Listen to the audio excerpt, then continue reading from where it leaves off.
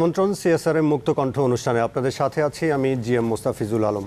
সপ্তাহের ঘটনা প্রবাহের বিশ্লেষণ নিয়ে সাজানো আমাদের এই অনুষ্ঠানে আজকে কথা বলবো স্বাস্থ্য খাতের দুর্নীতি নিয়ে। দর্শক, আপনারা জানেন যে এই করোনা মহামারীর মধ্যেও আমরা স্বাস্থ্য খাতের ব্যাপক অনিয়মের চিত্র আমরা দেখেছি। জেএমআই, জেকেজি থেকে শুরু করে রিজেন্ট হাসপাতাল, সম্প্রতি গত এক সপ্তাহ জুড়ে সবচেয়ে বেশি আলোচিত হচ্ছে রিজেন্ট হাসপাতালের প্রতারণা, দুর্নীতির কথা। এই সমস্ত বিষয় নিয়ে আমরা কথা বলবো এবং সেই বিষয়ে কথা বলতে আমাদের সাথে যুক্ত হয়েছেন তিনজন সাংবাদিক। এমআরডিআইয়ের অনুসন্ধানী সাংবাদিকতা বিভাগের প্রধান বদরুদ্দোজা বাবু আমাদের সাথে যুক্ত হয়েছেন, jagonews24.com এর প্রধান প্রতিবেদক মনিরুজ্জামান উজ্জ্বল এবং চ্যানেল 24 এর স্টাফ রিপোর্টার আব্দুল্লাহ আলী ইমরান। তো আমরা আলোচনায় যাবার আগে আমরা রিজেন্ট হাসপাতালের নিয়ে যে রিপোর্টটি তৈরি হয়েছিল, রিজেন্ট হাসপাতালের দুর্নীতির যে স্বরূপ উন্মোচন, সেটি চ্যানেল 24 করেছে, তার একটি সংক্ষিপ্ত রূপ আমরা প্রথমে দেখে নিব। আমি কি দেখেন, আমার তো অক্সিজেন প্রয়োজনই হয়নি, অথচ অক্সিজেনের বিল করতে দেখেন আপনি, এই যে অক্সিজেন বিল হলো 21,600। ওখানে যেন আর কোনো মা সেবা নিতে না যায়, আর কোনো মানুষ যেন আমার মতো রিজেন্ট নাম দেখে ধোকা না খায়। এখানে যদি লাইসেন্সের জটিলতা থাকে তাহলে ডেডিকেটেড হলো কেন? তাহলে কী দেখছে তারা? এটা যদি কথা ওঠে তাহলে তারা কি দেখে দিল আমাদের? হাসপাতালে আড়াল একজনের প্রতারণা ছাড়া আর কিছুই, এটা কোনো হাসপাতালেই। দর্শক, রিজেন্ট হাসপাতালের যে দুর্নীতি সেটির রূপ উন্মোচন করেছে চ্যানেল 24 এবং সেখানে অনুসন্ধানে যুক্ত ছিলেন আমাদের সহকর্মী আব্দুল্লাহ আল ইমরান। ইমরান, একদম শুরুতেই জানতে চাইব যে এরকম একটি রিপোর্ট করতে গিয়ে কখনো কি মনে হয়েছে যে এই রিপোর্টটি করা যাবে না? ধন্যবাদ মুস্তাফিজ আপনাকে। আসলে অনুসন্ধানী সাংবাদিকের সবচেয়ে বড় দুটো শক্তি হচ্ছে তার চোখ, দেখার চোখ আর কৌতূহলী মন। তো আমার মধ্যে দুটোই আছে। আমি নিজেও করোনা আক্রান্ত ছিলাম। করোনা জয়ী হওয়ার পরে আমার কাছে মনে হয়েছিল যে আসলে টেস্টকে ঘিরে এক ধরনের জটিলতা চলছে। যেমন আমি 39 দিন পর ফাইনালি নেগেটিভ হতে পেরেছিলাম। তো আমি ভাবলাম যে এইরকম টেস্ট সার্টিফিকেট ছাড়া হয়তো কেউ চিকিৎসাও নিতে পারছে না, তারপরে হচ্ছে কর্মসংস্থানে যোগ দিতে পারছে না। তো কিছু কিছু অভিযোগ এরকম পাচ্ছিলাম যে এরকম টেস্টকে ঘিরে ভুয়া টেস্ট রিপোর্ট দিচ্ছে। তো আমি দুটো চিঠির ভিত্তিতে আসলে প্রথমে কাজ শুরু করি এবং শুরুতে একটা ব্যাপার বলে রাখতে চাই, স্বাস্থ্য খাতে কাজ করতে গিয়ে দেখেছি যে আসলে তথ্যের সহায়তার জায়গাটা খুব সংকুচিত এবং হচ্ছে যারা আসলে এই ব্যাপারগুলোর ভুক্তভোগী তারাও কথা বলতে চান না। যেমন আমি দুটো চিঠি পেয়েছিলাম দুজন ডাক্তারের, যারা সচিবকে ওই হাসপাতালটি সম্পর্কে তাদের সমস্যাগুলোর কথা বলেছিলেন। আমি যখন ওই ডাক্তার দুজনকে খুঁজে বের করে, প্রায় 2-3 দিন ধরে খুঁজে বের করে অনেক অনুরোধ করে তাদের সঙ্গে মিট করি, তারা কিন্তু ক্যামেরায় আমার সঙ্গে কথা বলতে রাজি হননি। তো অনেকবারই আমার মনে হয়েছে বা আমাকে আশেপাশের অনেকে বলার চেষ্টা করেছেন আকার ইঙ্গিতে যে আসলে যার এই হাসপাতাল তিনি আসলে অনেক প্রভাবশালী মানুষ এবং অনেক বড় বড় মানুষের সঙ্গে তার ওঠা বসা আছে। এবং সত্যি বলতে যে আমি আসলে ওনার সম্পর্কে তেমনভাবে কিছু জানতাম না। টিভিতে টক শোতে বিভিন্ন সময় তাকে দেখেছি এবং তার সম্পর্কে যখন লিটারেচার রিভিউ করি বা কিছু পড়াশোনা করার চেষ্টা করি, আমার কাছেও মনে হয়েছে যে তিনি একটু হয়তো যারা রাষ্ট্রযন্ত্রের সঙ্গে যুক্ত থাকেন বা যারা আসলে এখন পাওয়ারে আছেন তাদের সঙ্গে তার ওঠা বসা আছে। তো এটা আমার কাছে খুব একটা জরুরি মনে হয়নি, কারণ আমি যখন আমার হাউসের সঙ্গে কথা বলি, আমার টিমের সঙ্গে কথা বলি, আমার হাউস একটা কথাই বলেছিল যে যদি আমরা খুব ভ্যালিড ডকুমেন্ট পাই, খুব ভ্যালিড যদি আমরা অনুসন্ধান করতে পারি, তাহলে আসলে পিছপা হওয়ার কোনো সুযোগ নাই। পরে আমাদের যেটা সুবিধা হয়েছে যে আসলে আমাদের যে টার্গেট, সেই টার্গেটটার সঙ্গে আসলে দুটো আদার এজেন্সিরও টার্গেট মিলে যাচ্ছিল। আমরা যখন ফিল্ড পর্যায়ে কাজ করতে গিয়েছি তখন দেখেছি যে একই সঙ্গে আসলে পরবর্তীতে র্যাব, আপনারা জানেন যে অপারেশন করেছে, র্যাবের ইন্টেল টিমেও একইভাবে কাজ করছিল। তো আমাদের আসলে উদ্দেশ্যটা মিলে যায় একটা পর্যায়ে। তো পরে আমরা আসলে সংযুক্ত হয়েই কাজটা করি। আপনার কাছে আবারও আসবো এবং এই অনুসন্ধানের পেছনের যে ঘটনাগুলো এবং অনুসন্ধানে আরও কি পেয়েছেন বিস্তারিত আলোচনা করব। তার আগে আমাদের সাথে যুক্ত আছেন এমআরডিআইয়ের অনুসন্ধানী সাংবাদিকতা বিভাগের প্রধান বদরুদ্দোজা বাবু। বদরুদ্দোজা, আপনি এর আগে অনেক ভালো ভালো ইনভেস্টিগেটিভ রিপোর্ট করেছেন এই স্বাস্থ্য খাতের দুর্নীতি নিয়ে। তো আপনার কাছে যাবার আগে আপনার কাজের পূর্ববর্তী কাজের সামান্য একটু অংশ আমরা দেখে নিব। সরকারি হাসপাতালে কি যন্ত্রপাতি লাগবে তার তালিকা এখন তৈরি করে দিচ্ছে ঠিকাদার। সেই ঠিকাদারকে সহায়তা করতে তদবির যাচ্ছে স্বাস্থ্যমন্ত্রীর দপ্তর থেকে।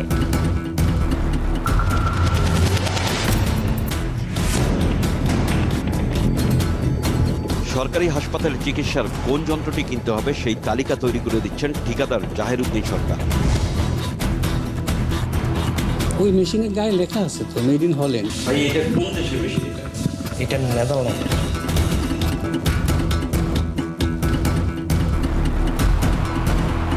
বরং চীনের কম দামি যন্ত্র বাক্স ভরে দিয়ে বাইরে বিভিন্ন দেশের প্রতিষ্ঠানের স্টিকার লাগিয়ে দেওয়া হয়েছে।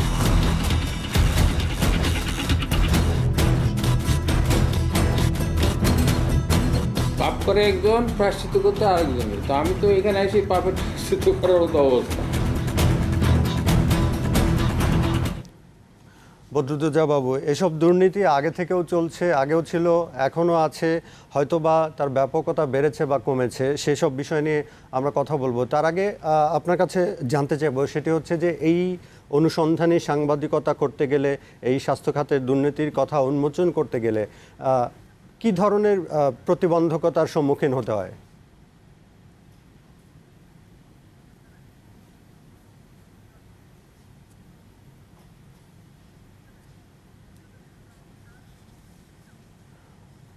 বদরুদ্দোজা বাবু, আপনার অডিওটি আমরা পাচ্ছি না। এখন শোনা যাচ্ছে? জি, এখন বলুন। আমি যেটা বলতে চাচ্ছিলাম যে স্বাস্থ্য খাতে যে দুর্নীতি, আমরা তো বিভিন্ন খাতে যে দুর্নীতি দেখি সেটা দেখি যে কোটি কোটি টাকা, কিন্তু স্বাস্থ্য খাতে যে বছরে যে দুর্নীতি হয় সেটা বলা হয় যে 1000 কোটি টাকা। এটা কিন্তু দুদকও বলেছে, টিআইবিও বলেছে। এবং এই 1000 কোটি টাকার যে দুর্নীতিটা হয় সেটা কিন্তু বেশিরভাগই হচ্ছে যন্ত্রপাতি কেনাকাটায়। আপনি যদি দেখেন গত বছর স্বাস্থ্য খাতে যে দুর্নীতির 11টি খাত দেখিয়েছে, স্বাস্থ্য খাতে দুর্নীতির যে বিভিন্ন জায়গা চিহ্নিত করেছে, সেটার মধ্যে প্রথমে ছিল হচ্ছে কেনাকাটা। এটা হচ্ছে দুর্নীতি দমন কমিশনের যে 11টি খাত দেখিয়েছে তারপরে নিয়োগ আছে, পদোন্নতি আছে, বদলি আছে, পদায়ন আছে, চিকিৎসা সেবা আছে।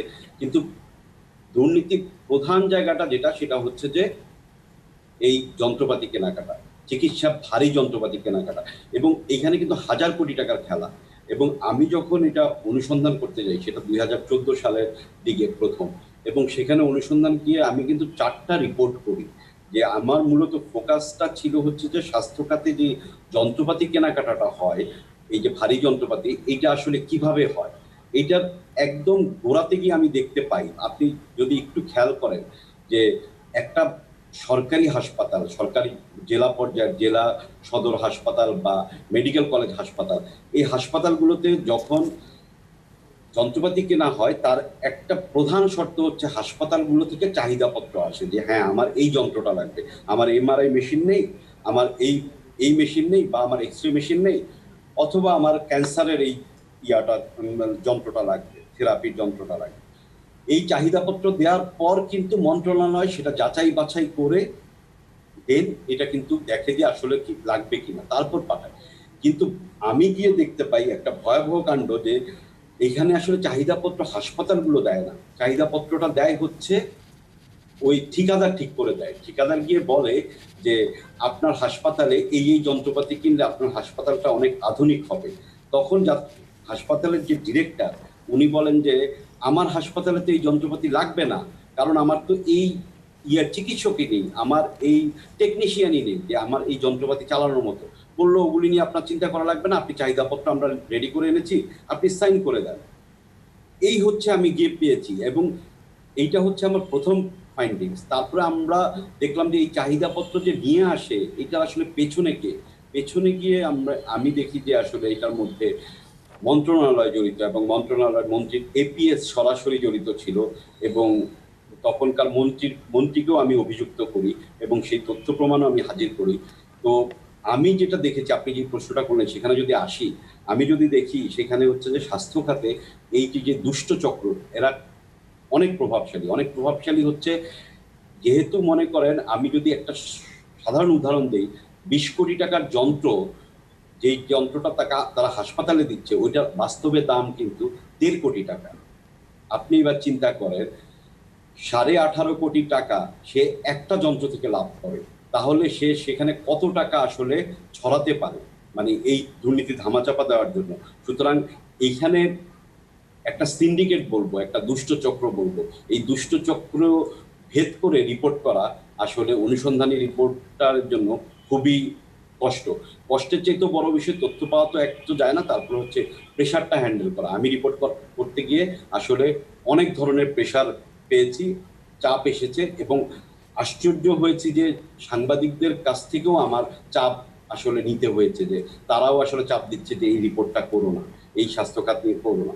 তো এই হচ্ছে মানে স্বাস্থ্য খাতের পরিস্থিতি। আপনার কাছে আসবো আরো বিস্তারিত জানতে, যে আপনারা কি পেয়েছেন এই অনুসন্ধানে এবং কিভাবে এই দুর্নীতিগুলো হয়, কারা এর সাথে জড়িত। তার আগে আমাদের সাথে যুক্ত আছেন জাগো নিউজ 24.com এর প্রধান প্রতিবেদক মনিরুজ্জামান উজ্জ্বল। আপনি দীর্ঘদিন এই স্বাস্থ্য খাতের বিভিন্ন বিষয় নিয়ে অনুসন্ধানী প্রতিবেদন করেছেন। আপনার কাছেও একই বিষয় জানতে চাইব যে এই ধরনের অনুসন্ধান করতে গেলে যেহেতু স্বাস্থ্য খাতের যে দুর্নীতি, এটি যে শুধু স্বাস্থ্য খাতের জড়িত মানুষজনই করে তা না, যেহেতু অনেক জায়গায় ম্যানেজ করতে হয়, সেক্ষেত্রে হয়তো অনেক মানুষ এর সাথে জড়িত, অনেক ক্ষেত্র এর সাথে জড়িত। তো এই ধরনের প্রতিবেদন করতে গেলে কি ধরনের প্রতিবন্ধকতার সম্মুখীন হতে হয়?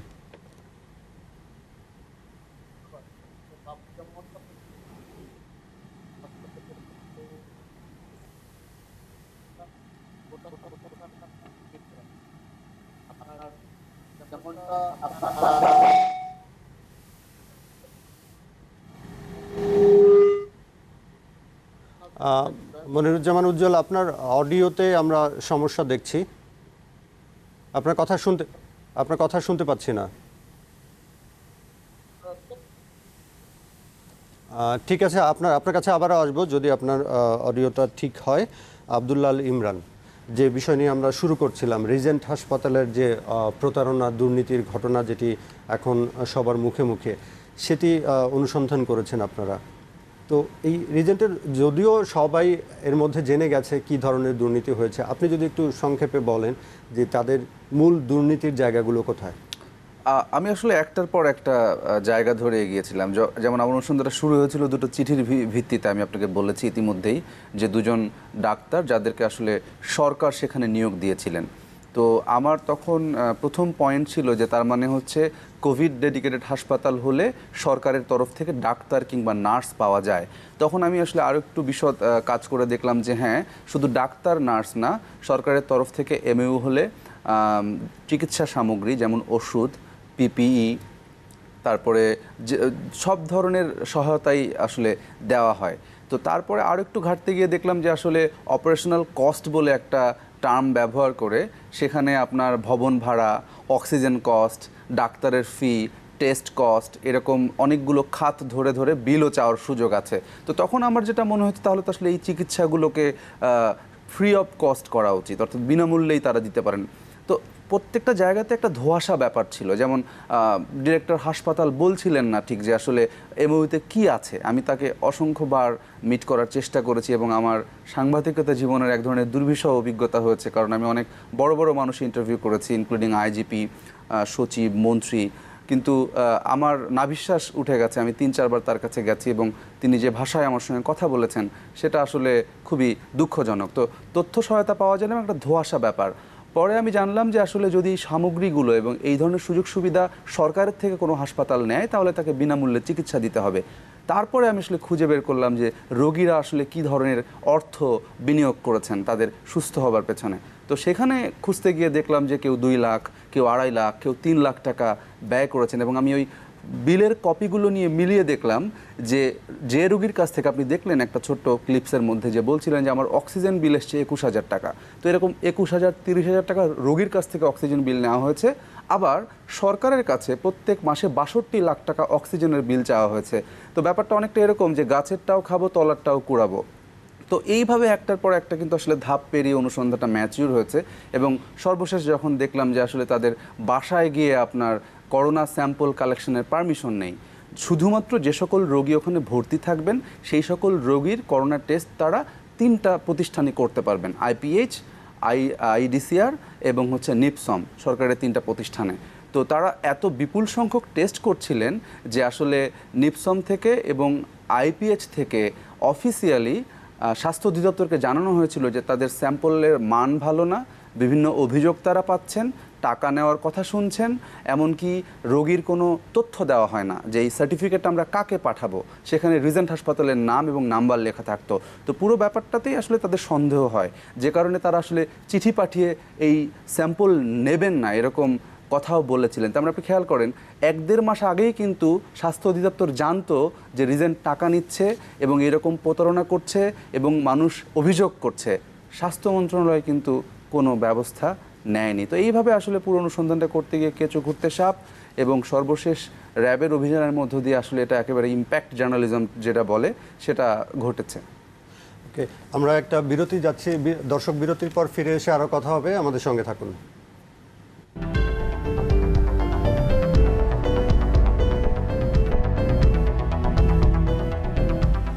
আবার আমন্ত্রণ, আপনারা দেখছেন সিএসআর মুক্ত কণ্ঠ অনুষ্ঠান। আমরা কথা বলছিলাম স্বাস্থ্য খাতের দুর্নীতি নিয়ে। আমাদের সাথে যুক্ত আছেন এমআরডিএর অনুসন্ধানী সাংবাদিকতা বিভাগের প্রধান বদরুদ্দোজা বাবু।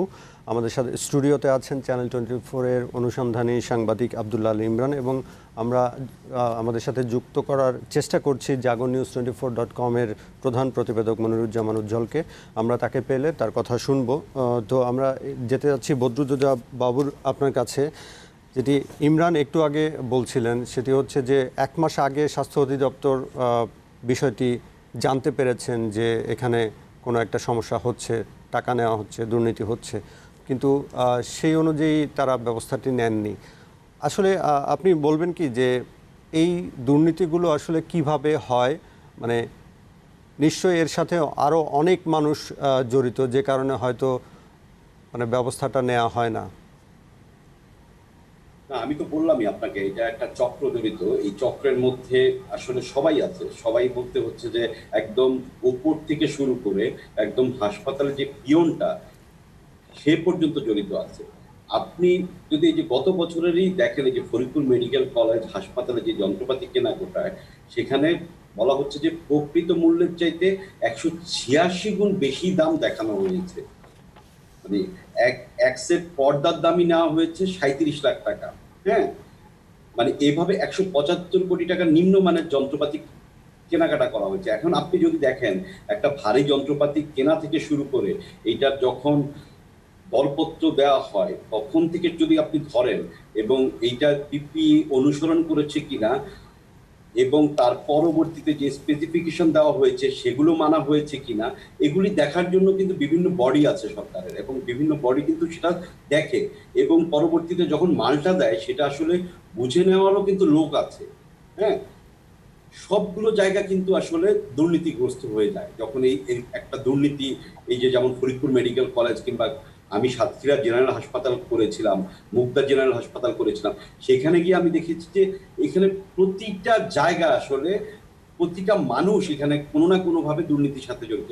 কেউ হয়তোবা দেখেও দেখেনি, কেউ হয়তোবা দেখেও চুপ করেছিল, এবং চুপ করার জন্য সে আসলে এখান থেকে আর কি অংশীদার ছিল।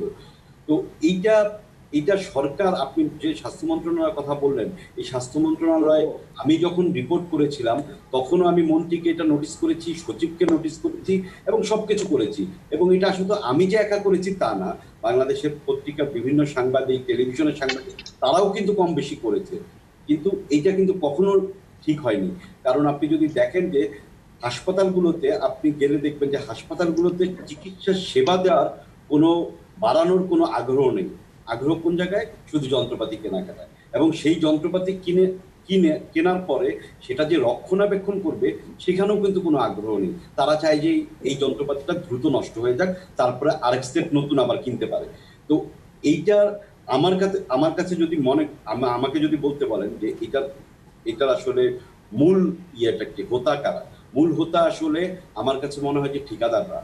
এই ঠিকাদাররা এত বড় সিন্ডিকেট হয়েছে এবং তাদের যোগাযোগ এত উপর পর্যন্ত, এবং আমি বুঝতে গিয়ে দেখি যে এক একজন ঠিকাদার এক এক জায়গায় সম্পর্ক রক্ষা করে, এবং সম্পর্ক রক্ষা করে তারা কাজটা আদায় করে।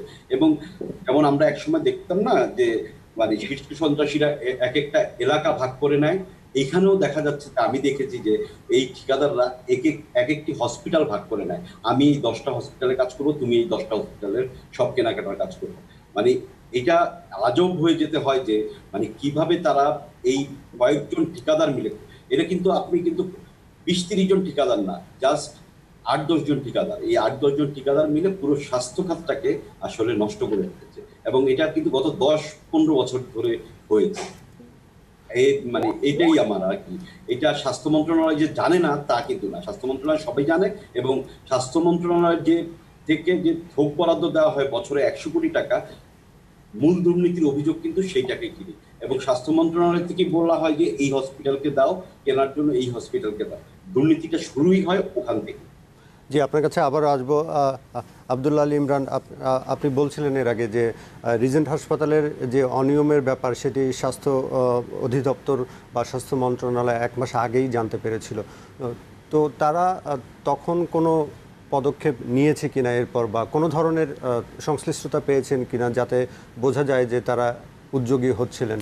আমি এখানে আপনার সাথে একটু অ্যাড করি, সেটি হচ্ছে যে আপনি 1 মাস আগের কথা বলছিলেন, নিপসম থেকে যে চিঠিটা পাঠানো হয়, আইপিএইচ থেকে, দুটো সংস্থা যারা আসলে এই করোনার টেস্টগুলো করছিলেন। কিন্তু মজার ব্যাপার হচ্ছে, আপনি যদি একটু খেয়াল করেন, আমি কিন্তু বলেছিলাম 2 জন ডাক্তার তাদের সমস্যার কথা জানিয়ে স্বাস্থ্য সচিব বরাবর চিঠি দিয়েছিলেন।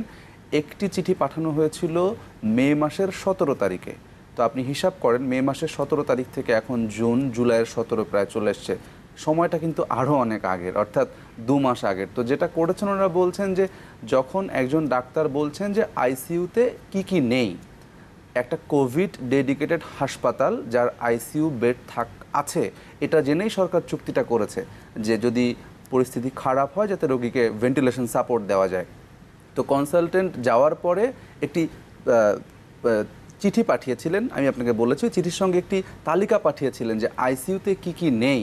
তো বাবু ভাই জানেন, বাবুর সঙ্গে আসলে আমি, যেহেতু উনি সিনিয়র সাংবাদিক, অনেক অভিজ্ঞ সাংবাদিক, ওনার সঙ্গে আমি কিছু পরামর্শ করেছিলাম এই রিপোর্টটা বানানোর ক্ষেত্রে। তো ওই তালিকায় কি আছে এটাই আমি খুঁজে পাচ্ছিলাম না। মানে নেইয়ের তালিকা এত দীর্ঘ যে একটা আইসিইউতে কিছুই নেই, শুধু বেড আর মনিটর আছে।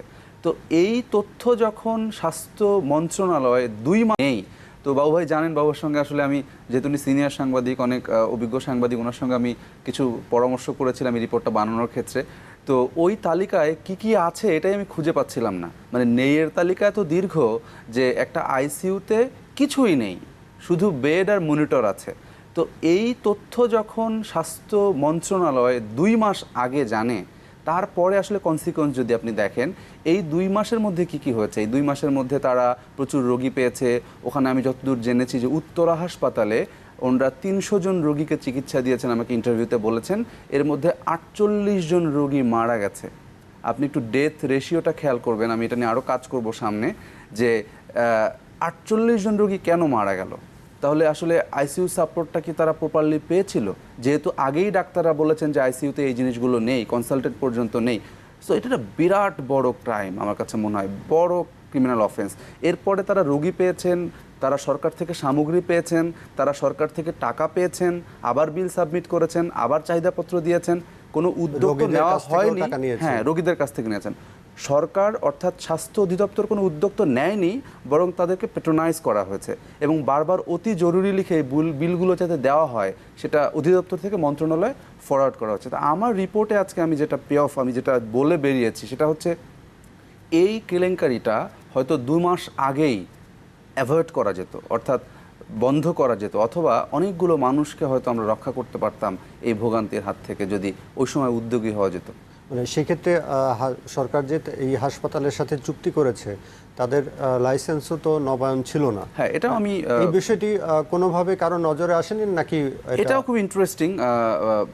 আমি আমার অনুসন্ধানটা বলতে পারি, র্যাব কিংবা অন্য এজেন্সি কীভাবে কাজ করেছে সেটা তারা হয়তো ভালো বলতে পারবেন। কিন্তু আমি আমার অনুসন্ধানে যখন ডিরেক্টর হসপিটালের কাছে বারবার যাচ্ছিলাম, আমি প্রথম যেদিন গেলাম, আমি একটু ছোট্ট করে অভিজ্ঞতাটা শেয়ার করি।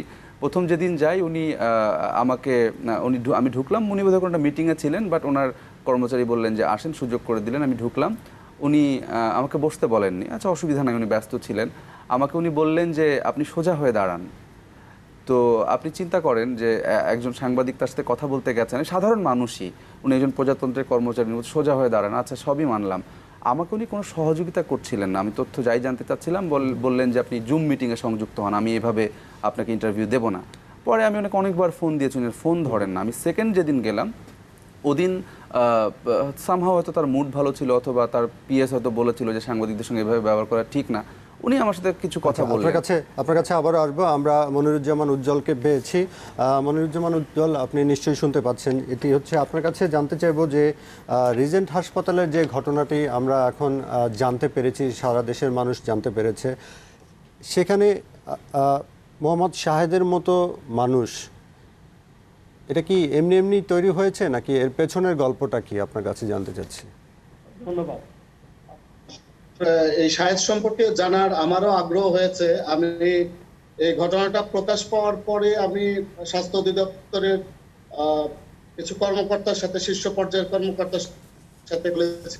তো ওনারা প্রথমে যেটা বললেন যে ওনাকে আমরা সমাজ সেবক হিসাবেই জানি, আর ওনার এই উত্থান হয়েছে এই করোনা কালে। করোনা যখন শুরু হলো, সবগুলো বেসরকারি হাসপাতাল যখন করোনা রোগীদের চিকিৎসা দিতে অস্বীকার করছিল, তখন অনেকটা দেবদূতের মতোই বলতে গেলে ওনার আবির্ভাব হয়। তো স্বাস্থ্য অধিদপ্তরের কর্মকর্তারা বললেন যে ওনাকে যখন নাকি চুক্তি করা হলো, উনি বললেন যে আমি সমাজ সেবকই, আমার অন্য কোনো উদ্দেশ্য নেই, মানুষদের সেবা করতে চাই। এই দিয়ে হলো শুরু। এরপরে যেটা হলো, উনি কিভাবে বিশ্বাস জন্মিয়েছেন, উনি প্রায়ই স্বাস্থ্য অধিদপ্তরের কর্মকর্তাদের রুমে যেতেন, চা খেতে খেতে উনি মন্ত্রী, সচিব, স্বরাষ্ট্রমন্ত্রী বলেন, স্বাস্থ্যমন্ত্রী বলেন, প্রধানমন্ত্রী কার্যালয় বলেন, সব জায়গায় উনি ওখান থেকে বসে ফোন করতেন।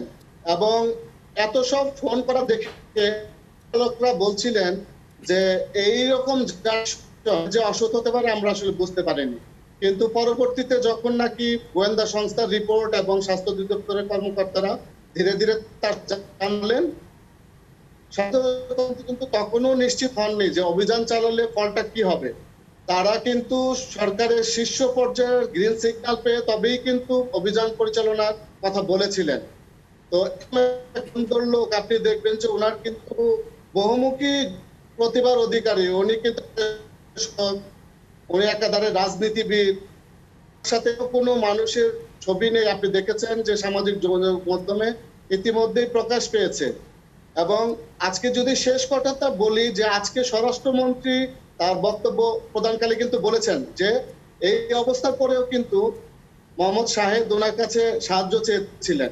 তার মানে হচ্ছে ওনার সাথে যে কানেকশন আছে। আমি বা আপনি হয়তো সাংবাদিকতার সূত্রে স্বরাষ্ট্রমন্ত্রীকে ফোন করতে পারি, ফোনটা হয়তো ধরবেন, কিন্তু অপরিচিত কারোর ফোন কিন্তু ধরার কথা না। সেক্ষেত্রে উনিও কিন্তু স্বরাষ্ট্রমন্ত্রীর কাছে এমন একটা ইমেজ তৈরি করেছিলেন যে উনি সমাজসেবক। আসলে এই সমাজসেবকের আড়ালেই উনি নিজেকে এরকম একটা অপকর্মে লিপ্ত করেছিলেন। জি, আপনি আমাদের সঙ্গে থাকুন, আমরা আবারও আসবো আপনার কাছে। তার আগে একটি বিরতি নিচ্ছি। দর্শক, বিরতির পর ফিরে এসে আরও কথা হবে, আমাদের সঙ্গে থাকুন।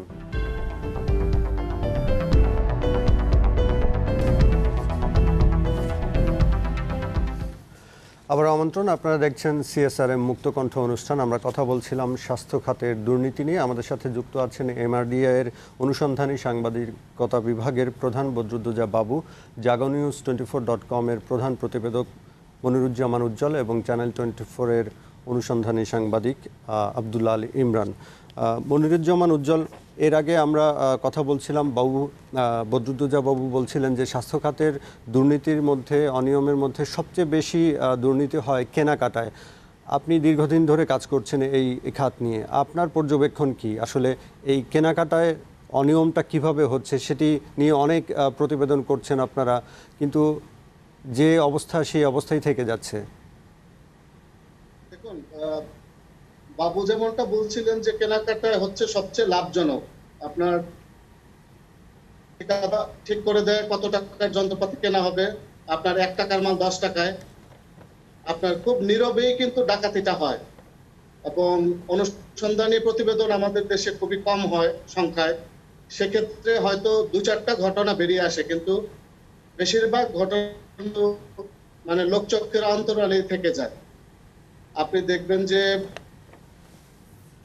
প্রতি বছর যে পরিমাণ কেনাকাটা হয়, সত্যিকার অর্থেই যদি সেগুলো সঠিক ব্যবহার হতো, তাহলে কিন্তু স্বাস্থ্য সেবার চিত্র পাল্টে যেত।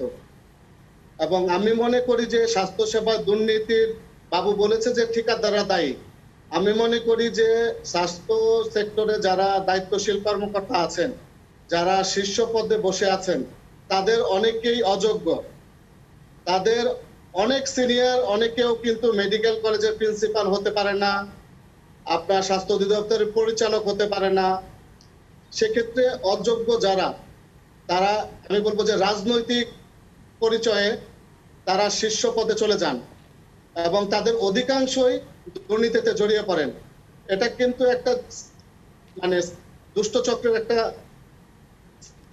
এখানে কিন্তু জড়িত সবাই, মানে সহকর্মী আছেন, তারা মাঝে মধ্যে কিছু বলার চেষ্টা করেন কিন্তু তাদের কথা ধোপে টিকে না।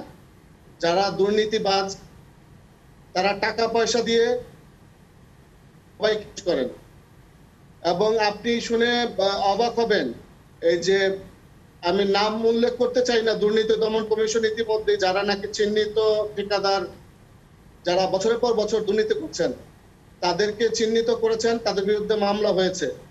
একজন ঠিকাদারকে আমি জানি যে তার মাইক্রো বাসে সব 50 লাখ টাকা লাগে। উনি বলে টাকা খাবে না, কত হলে খাবে না। ওনার কথা হচ্ছে যে কোনো উপায়ে করতে হবে এবং স্বাস্থ্য মন্ত্রণালয়ের পিয়ন থেকে শুরু করে উপরে যত কর্মকর্তা আছে সবাইকে তিনি ম্যানেজ করেন। 2-4 জন যারা তাদেরকে বদলি করার, তাদের কাছে তারা বলে থাকে যে 1-2 এর ব্যাপার, আপনার স্বাস্থ্য অধিদপ্তরের পরিচালক যদি কথা না শুনে তাদের সরিয়ে দেওয়া হয়। সেক্ষেত্রে ভালো মানুষগুলি এসেও ওখানে টিকতে পারে না। এক্ষেত্রে সদিচ্ছা হচ্ছে, রাজনৈতিক সদিচ্ছা প্রয়োজন। আমি এখন দেখতে পাচ্ছি প্রধানমন্ত্রী নিজে এগুলো যতগুলো হ্যান্ড ওভার করেছেন, ওনার হাতে যতগুলো পড়েছে বা উনি নির্দেশনা দিয়েছেন, তারপরে গিয়ে কাজ হয়। এছাড়া আপনার স্বাস্থ্য অধিদপ্তরে যারাই আছেন, যারা একটু গুছিয়ে কাজ করতে চান, একটা দুষ্টচক্র আছে, তারা নানাভাবে তাদেরকে বদনাম করে সরিয়ে দেওয়ার জন্য চেষ্টা করে থাকেন, অপচেষ্টা চালান। জি, আপনার কাছে আবারও আসবো। বদরুদ্দোজা বাবু, আপনার কাছে জানতে চাইবো, সেটি হচ্ছে যখন একটি অনুসন্ধানী প্রতিবেদন হয় সেটি নিয়ে অনেক আলোচনা হয় বা কিছু উদ্যোগও আমরা দেখি সেই সব অনিয়ম রোধ করার ক্ষেত্রে, কিন্তু কথা হচ্ছে যে একটি দুর্নীতি তো একদিনে হয় না, অনেক দিন ধরে হয়। সেই ক্ষেত্রে কেন অন্যান্য প্রশাসন বা অন্যান্য যারা সংশ্লিষ্ট প্রতিষ্ঠান আছে, যাদের দেখভাল করার কথা এই বিষয়গুলো, তারা আসলে নীরব থাকেন কিভাবে? এই যে ইমরান যে রিপোর্টটি করলো, এই রিপোর্টটি আমার ধারণা যদি কোভিড সিচুয়েশন, এই খারাপ পরিস্থিতি না হতো, তাহলে ইমরান এই রিপোর্টটি আমার ধারণা যে করতে পারতো না। কারণ আপনি এই লোকের অবস্থা দেখেছেন যে শাহেদ সাহেবের, যে হেন ব্যক্তি নেই যে যার সাথে ওনার পরিচয় নেই। তো এখন যেহেতু বিষয়টা সেন্সিটিভ, যে কোভিড-19 পরিস্থিতি নিয়ে সরকার থেকে শুরু করে সব প্রশাসন সবাই আসলে চেষ্টা করছে যে এটা কিভাবে মোকাবেলা করা যায়, এবং অতটা অমানবিক হলে এই সময় উনি ব্যবসা করছেন, এই সময় উনি কোভিড সার্টিফিকেট দিয়ে বেড়াচ্ছেন টাকার বিনিময়। এইটা যদি অন্য সময় হতো, এই হাসপাতাল নিয়ে আসলে রিপোর্ট করা সম্ভব হতো না। কারণ হচ্ছে চাপের কারণে সম্ভব হতো না। সেই চাপটা আমি বলছি না যে সরকার পক্ষ থেকেই আসবে, সেই চাপটা হয়তোবা উনি বিভিন্নভাবে ম্যানেজ করে ফেলতেন। তো এই যে এই রিপোর্টটা ইমরান যেই করেছে, সেই রিপোর্টটা আমি দেখেছি এবং সেই রিপোর্টটার আসলে এই অভিযান এবং এই রিপোর্ট মানে অঙ্গাঙ্গিভাবে জড়িত, এবং এই রিপোর্টটার ভিত্তিতেই আসলে আমার মনে হয় এই ব্যবস্থাগুলো নেওয়া হয়েছে, এবং এই রিপোর্টটা এত ডেপথে গিয়েছে এবং ইমরান কয়েকটি রিপোর্ট করেছে, এবং আজকে যে রিপোর্টটি গেল আসলে সার্চ লাইটে, সেটিও অসাধারণ রিপোর্ট, এবং সবগুলো র্যাব তো এক ধরনের অভিযোগ করেছে, সেই অভিযোগটাকেই আসলে সত্যতা পাওয়া যায় ইমরানের রিপোর্টে। ইমরান সেই লোকগুলোকে খুঁজে বের করেছে যাদের কাছ থেকে বেশি টাকা নেওয়া হয়েছে এবং যাদেরকে সার্টিফিকেট দেওয়া হয়েছে। তো এটা নিয়ে এখন হইচই হচ্ছে, এবং দেখবেন যে আপনি সোশ্যাল মিডিয়ায় অনেক আলোচনা, অনেক কিছু, এবং এই যে উজ্জ্বল ভাই যে বললেন যে স্বরাষ্ট্রমন্ত্রীকে ফোন দিয়েছেন, আমার কথা হচ্ছে যে স্বরাষ্ট্রমন্ত্রী যখন ফোনটা ধরেছেন তখন তো ওনার ফোনটা ট্রেস করে তাকে খুঁজে বের করে পুলিশের কাছে দেওয়ার কথা ছিল। যে মানে বিষয়টা, স্বরাষ্ট্রমন্ত্রী তো তার ফোন এন্টারটেইন করার কথা না যে হ্যাঁ উনি আমার কাছে হেল্প চেয়েছেন, আমি বলেছি যে করতে পারবো না। উনি তো ওনাকে খুঁজছেন, তাই না? উনি যেই বড় অভিযোগটা এসেছে। তো এই হচ্ছে পরিস্থিতি। তো এইটা নিয়ে আমি খুব আশাবাদী এখনকার সময় যে হ্যাঁ না অন্ততপক্ষে এইবার হয়তোবা এই হাসপাতালের চক্রটাকে এই ব্যবস্থাটা হয়তোবা নেওয়া হবে। কিন্তু আসলে আতঙ্কিত এই ভেবেও যে উজ্জ্বল ভাই, যেমন আমরা রিপোর্ট আগেও করেছি, হয়তোবা 2-1 দিন হইতে হয়, মন্ত্রণালয় একটা তদন্ত কমিটি করে, পরবর্তীতে আসলে হারিয়ে যায়। যেভাবে তারা ম্যানেজ করে কাজ আদায় করে, এর পরবর্তীতে এই রিপোর্টও আসলে ধামাচাপা দেওয়ার জন্য তাদের আসলে খুব একটা বেগ পেতে হয় না মুস্তাফিজ। জি, আপনার কাছে সময় পেলে আবারও আসবো। ইমরান, যেটি এর আগে কথা হচ্ছিল যে লাইসেন্স না থাকা অবস্থায়ও সরকার তাদের সাথে চুক্তি করেছে এই মহামারীর সময়টাতে, তো সেই জায়গাটা নিয়ে কখনো কোনো প্রশ্ন ওঠেনি কোথাও, বা স্বাস্থ্যমন্ত্রী বা সচিব, ডিজি, তারা কেউ কখনো এই জিনিসটি দেখেননি? ওটাই বলছিলাম। তো আমি সেকেন্ড ডেতে যখন ওনার কাছ থেকে ইয়াটা চাই, লাইসেন্সের কপি চাই, তো কয়েকবার অনুরোধ করার পর উনি লাইসেন্সের কপি দিতে রাজি হন। তো আমি তখন দেখলাম যে আসলে লাইসেন্সটা 14 সালেই আপনার এক্সপায়ার্ড হয়ে গেছে। তো যেহেতু আমি বললাম যে একটা জায়গাতে এসে আমাদের সবার টার্গেটটা মিলে যাচ্ছিল যে আমরা একটা দিকে আগাচ্ছি, তখন আমি তথ্যগুলো সবার সঙ্গে শেয়ার করি। তো তখন আমি তাকে প্রশ্ন করেছিলাম যে আসলে এই 14 সালের 7 বছর বা 6 বছর এতদিন ধরে এই লাইসেন্সটা নবায়ন হলো না, আপনারা তার সঙ্গে চুক্তিতে গেলেন কেন? তখন ওনারা যে জবাবটা আমাকে দিলেন সেটা হচ্ছে যে একটা মহামারী পরিস্থিতি ছিল, উনি খুব এগিয়ে এসেছিলেন, সেই কারণে আসলে আমরা অত দেখভাল করতে যাইনি। কিন্তু দেখভাল করতে যাওয়ার কথা কিন্তু বাবু ভাই নিশ্চয়ই সিনিয়র জার্নালিস্ট, উনি আরও ভালো বলতে পারবেন, উজ্জ্বল ভাই আছেন, যে প্রত্যেক বছরেই কিন্তু ইন্সপেকশন হওয়ার কথা। এবং আরও একটা মজার ব্যাপার হচ্ছে ওনারা এই হাসপাতালটিকে কোভিড মহামারী ধরে নিলেও তো মহামারীর আগেও তো 5 বছর ছিল, 6 মাস, রাইট, গত 5 বছর তারা কি করেছেন সেই ক্ষেত্রে কি করেছে? আমি সময় পেলে আবারও আসবো। মনিরুজ্জামান উজ্জ্বল, আপনার কাছে জানতে চাইবো, সেটা হচ্ছে এই মহামারী সময়টাতে আমরা দেখছি স্বাস্থ্য অধিদপ্তরের, স্বাস্থ্য মন্ত্রণালয়ের বিভিন্ন অনিয়ম, অবহেলা এবং অযোগ্যতার বিষয়গুলো উঠে আসছে। তো সেক্ষেত্রে একদম ছোট করে বলবেন যে এই মহামারী নিয়ন্ত্রণে এই স্বাস্থ্য অধিদপ্তর বা স্বাস্থ্য মন্ত্রণালয় যাদের নেতৃত্ব দেবার কথা, তারা নেতৃত্বটা সঠিকভাবে দিতে পেরেছেন কিনা? দেখুন, এখন কোভিড সিচুয়েশন কিন্তু একটা ভিন্ন রকম সিচুয়েশন। এই সিচুয়েশন কিন্তু আগে কেউ ফেস করেনি। আমি ঢালাওভাবে বলবো না যে নেতৃত্ব ফেল করেছে বা ব্যর্থ হয়েছে। আর এই সময়টাতে দুষ্ট চক্র সবসময় উৎপেতে থাকে, কিভাবে সুযোগ গ্রহণ করে মানুষকে প্রতারিত করা যায়। আসলে এখন সবার প্রচেষ্টা হচ্ছে আমরা কিভাবে, আমি এখন দায়বার বলবো না যে তারা ব্যর্থ, আবার বলবো না যে সফল। আমরা সামনের দিনগুলিতে দেখতে চাই এই পরিস্থিতি থেকে সবাই পরিত্রাণ পেতে চাই। জি, ইমরান, শেষ যে কথাটি বলতে চেয়েছিলেন। আমি যেটা বলতে চাচ্ছিলাম, আসলে এই কাজটি, যে অনুসন্ধানটি, আমার কাছে মনে হচ্ছে যে অনুসন্ধানটি আসলে কোভিড, যেটা বাবুভাই বললেন, কোভিড পরিস্থিতির সেন্সিটিভ সিচুয়েশনের কারণে সবার আগ্রহ ছিল, মাননীয় প্রধানমন্ত্রীও পরবর্তীতে ব্যাপারটাকে অন করেছেন, সব কিছু মিলে আসলে কম্বাইন্ডলি করা গেছে। তো এই ব্যাপারটা যেন অব্যাহত রাখা যায়, আমরা যেন সব সেক্টর থেকে সহযোগিতা পাই, কোথাও যেন থেমে যেতে না হয়। জি, আমরাও সেই আশা করব। বদরুদ্দোজা বাবু, মনিরুজ্জামান উজ্জ্বল এবং আব্দুল্লাহ আল ইমরান, আপনাদের তিনজনকেই ধন্যবাদ। দর্শক, আমরা চারপাশে যত মানবিক বিপর্যয় দেখি তার মূলে আসলে রয়েছে দুর্নীতি। আমরা বাংলাদেশের যে অবস্থা দেখছি তাতে আমার কাছে যেটি মনে হচ্ছে, মহামারী আমাদেরকে যতটা না মারছে তার চেয়ে বেশি মারছে দুর্নীতি। আমরা আশা করব যে ঊর্ধ্বতন যারা আছেন, যারা নীতি নির্ধারক আছেন, তারা এই বিষয়টি কঠোরভাবে দমন করার চেষ্টা করবেন, যাতে মানুষকে অন্তত দুর্নীতির হাত থেকে বাঁচানো যায়। দর্শক, ভালো থাকবেন।